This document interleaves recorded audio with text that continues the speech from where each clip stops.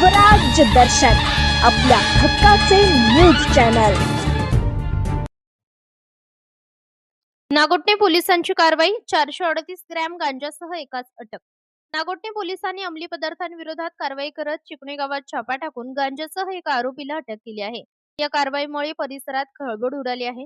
मिळालेल्या माहितीनुसार दिनांक 19 जून 2026 रोजी रात्री सुमारे 10:30 वाजण्याच्या सुमारास नागोठणे पोलिसांना चिखली गावातील बेकायदेशीर अंमली पदार्थ विक्रीबाबत माहिती मिळाली।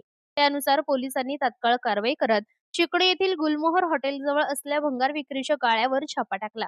या छाप्यात पोलिसांनी एका 57 वर्षीय आरोपीला रंगेहात अटक केली आहे। आरोपीच्या ताब्यातून एकूण 438 ग्रॅम वजनाचा गांजा हा अंमली पदार्थ जप्त करण्यात आला असून त्याची अंदाजे किंमत 4380 रुपये आहे।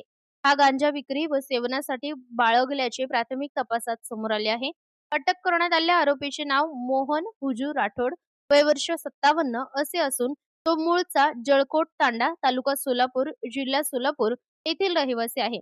सध्या तो चिकणी, तालुका रोहा, जिल्हा रायगड येथे वास्तव्यास होता।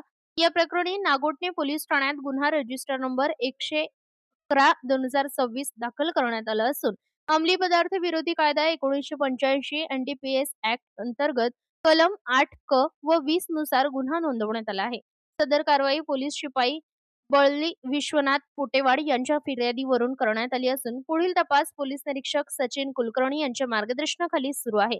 नागोठणे पोलिसांकडून अंमली पदार्थांविरोधात सुरू असलेल्या मोहिमेला या कारवाईमुळे आणखी बळ मिळाले असून अशा प्रकारच्या बेकायदेशीर कृत्यांवर कठोर कारवाई करण्याचा इशारा पोलिसांनी दिला आहे।